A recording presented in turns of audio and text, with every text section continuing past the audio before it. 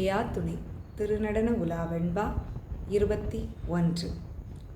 தோணிக்க சிந்தை துலங்கி வெளி காட்டுமல்லால் காணிக்கை என்ற இறை காணாதே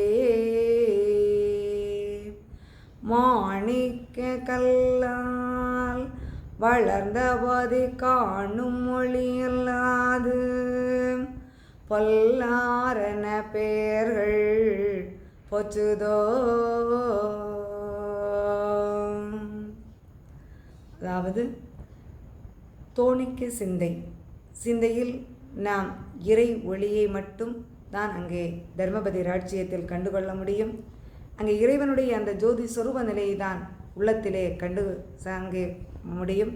ஆகவே காணிக்கை என்ற இறை காணாதே.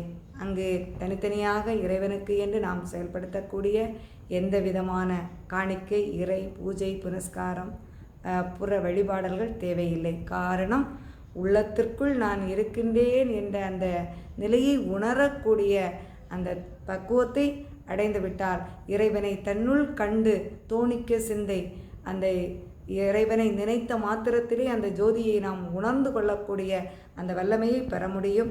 அவ்வாறு பெறுகின்ற போது மாணிக்க கல்லால் வளர்ந்த காணுமொழி அல்லாது நம் உள்ளத்தில் இறைவனை எப்போது நினைத்து கொண்டிருக்கின்ற போது அந்த இறை ஒளியை நாம் கண்டு பேரானந்த நிலையை அடைகின்ற போது அந்த தர்மபதியினுடைய சிறப்பை கண்டு நாம் அந்த பேரானந்த வாழ்வை அடைய முடியும். அந்த பேரானந்த சுகத்தை உணர்ந்து கொள்ள முடியும்.